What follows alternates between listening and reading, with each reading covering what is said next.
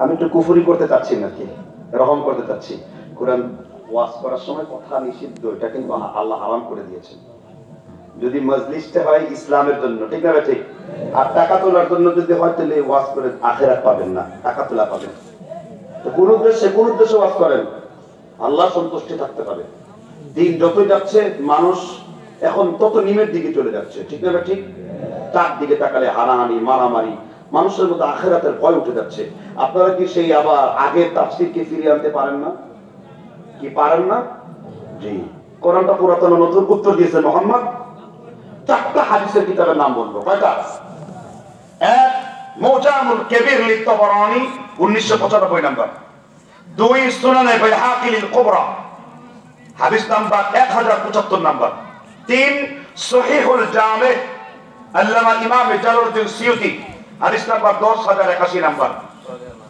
আলবানী হাদিসটিকে সহিহ বলে আখ্যায়িত করেছেন। এবার হাদিসটি শুনতে চান কিনা? وعن ابي هريره رضي الله عنه قال قال رسول الله একজন লোকের মুখে দরুদ নাই, আমি রাজনীতিক কোন নেতার নাম বলি নাই, কোন পীরের নাম বলি নাই, আমি এমন একজন ব্যক্তির নাম পাঠ করেছি শোনা মাত্রই দরুদ পড়া আল্লাহ বাধ্য করেছেন। তার নাম কি? তাহলে কেন আপনি বললেন না সাল্লাল্লাহু আলাইহি ওয়াসাল্লাম? আল্লাহর নবীর উপর দরুদ পড়লে কয় নেকি হবে? 10। তারা বলবেন 10 নেকি। আল্লাহর কসম তারা 10-এর বেশি নেকি পাবেন না। কারণ আমার নজর হলো জুতার দিকে, এইজন্য খালি মুসি হয়ে গেছি। আর আল্লাহর নবীর সাহাবা আব্দুল্লাহ ইবনে উমর রাদিয়াল্লাহু আনহু, ইরবাস ইবনে সারিয়া রাদিয়াল্লাহু আনহু তিনি হাদিস বর্ণনা করেন মুসলিম শরীফের 875 নাম্বার। কুল্লু আমাল ইবনে আদম তাআফু হাসানাতু আশরি আমসালিহা ইলা 700 দিন। আদম সন্তানের নেক আমল আল্লাহ 10 থেকে শুরু করতে করতে 700 গুণ পর্যন্ত বাড়ায়া দেন। কেউ যদি আমার নবীর উপর দরুদ পড়ে বলে আমি 700 গুণ নেকি পাবো, আল্লাহর সাথে সাথে আপনাকে 700 গুণ নেকি লিখে যাবেন। আর কেউ যদি 10 নেকি মনে করে 10-এর বেশি পাবে না। বুখারী শরীফের 1 নাম্বার হাদিস, আল্লাহর নবী বলেছেন ইন্নামাল আমালু বিন্নিয়াত। আদম সন্তানের নেক আমল নিয়তের উপর নির্ভরশীল। এই জন্য হাদিস যেহেতু সহিহ আছে 700 গুণের নিয়ত করবেন। কয়শো গুণের? 700 গুণ। দুই সমস্যা, একদল যার হাদিস বলতে বলতে আল হাদিস আর বলে না, আর আরেক দল যার হাদিসই খালি বয়ান করে আল হাদিস আর বলে না। যার হাদিস বললে বলে আল হাদিস বলে না, আর আল হাদিস বললে বলে জাল হাদিস বলে। ঠিক আছে, ঠিক বলে সমস্যাই খালি। আপনি একটা ডিলেট করে এর চেয়ে উত্তম কোন হাদিস আছে কিনা তার দিয়ে মানুষকে আমলের শখ তৈরি করে দিতে হবে। ঠিক আছে, ঠিক বলে। এবার 3টা কিতাবের হাদিসের ইবারত পড়ছি। যাকিরুহু আমিকুন ওয়া বাতিনুহু আমিকুন লাহু নাজমুন ওয়া আলা নাজমিহি।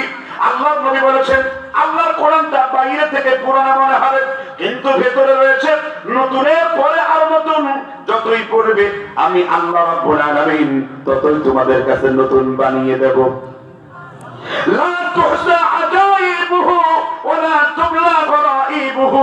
আল্লাহর নবী বলেছেন আল্লাহর কোরআনটা বাইরে থেকে পুরাতন, কিন্তু ভেতরে রয়েছে নতুনের পরে আরো নতুন। যতই পড়বা ফিখা মাসাবিকিল হুদা ওয়া মানারিল হিকমা, যতই পড়বে আমি আল্লাহ তোমাদের কাছে কোরআনকে ততই নতুন বানিয়ে দেব। এই জন্য এক বাক্যে বলবেন কোরআন হলো নতুন, কিন্তু বাইরে থেকে পুরানা। আল্লাহর নবী নতুন বলেছেন, আপনি কোরআন বলার কে? এই জন্য এত বছর পর্যন্ত 1446 বছর ধরে মসজিদের ভেতরে সূরাতুল ফাতিহা পড়া হয়, একজন মুসল্লি কোনদিন বলে নাই এখন আর এইটা ভালো লাগে না, এটাকে পরিবর্তন করে দিতে হবে। কেননা আল্লাহ রাব্বুল আলামিন কোরআনের মধ্যে এমন নূর সৃষ্টি করে দিয়েছেন, যতই পড়বে ততই তোমাদের কাছে নতুন হয়ে যাবে। একটু জোরে জোরে বলুন সুবহানাল্লাহ। যতই পড়বে ততই কি হয়ে যাবে? আপনার প্রশ্নের উত্তর দিয়েছেন মুহাম্মদ। কি জন্য নতুন? একটু এক্সাম্পল, উদাহরণ দিচ্ছি আপনাদেরকে। যেমন ধরুন আপনি আমাকে নামাজে দাঁড় করেন আপনার এলাকায়, আমি নামাজ পড়লাম। ইযা জাআ বাসরুল্লাহি ওয়াল ফাতহ, পিছন থেকে লোকেরা লোকমা দিল, আহলে হাদিসরা বলল সুবহানাল্লাহ বা আলহামদুলিল্লাহ, হানাফিরা বলল আল্লাহু আকবার। কারণ এখানে কি আছে? ইযা জাআ নাসরুল্লাহি ওয়াল ফাত, এটা ঠিক। একটা বাকে নুন দ্বারা পরিবর্তন করে আপনি করেছেন, দ্বিতীয়বার যদি আবার খাত দ্বারা করে করেন, দ্বিতীয়বারই বলবেন সুবহানাল্লাহ আলহামদুলিল্লাহ বা আল্লাহু আকবার। কিন্তু দ্বিতীয়বার যদি আপনি দ্বিতীয়বার পড়াতে চান, এইবার লোকমা দেবেন না, কিল দিয়ে ঘুষে দিয়ে আপনার চেহারা দাঁত শক্তি ফেলে দেবেন। কারণ কোরআন হলো নতুন, ইনট্যাক্ট, ঠিক না ঠিক? চারদিকে এত আল্লামাদের কণ্ঠ বেশি আসে কেন?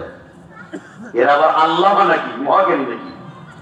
এখানে ওয়াজ চলছে, বাইরে আওয়াজ চলছে। এখন আপনারা বলেন তো, এই যে মজলিসে বসছেন, হাজারো মজলিস থেকে, হাজারো বাইরে গল্প করা থেকে আপনারা যে ফেরেশতার মুষ্টিবদ্ধ মুঠের মধ্যে বসে আছেন, তাদের পরক দিয়ে যে আপনাদেরকে ঢেকে রেখেছে, এটা কি ভালো না খারাপ? কোন একটা কথায় আপনার জন্য হেদায়েত আছে আর এটা দিয়ে আপনার জীবন বদলে যাবে, এটাকে তো আপনি বলতে পারবেন না। এই জন্য ওয়াজের প্রথম থেকে শেষ পর্যন্ত শোনা উচিত।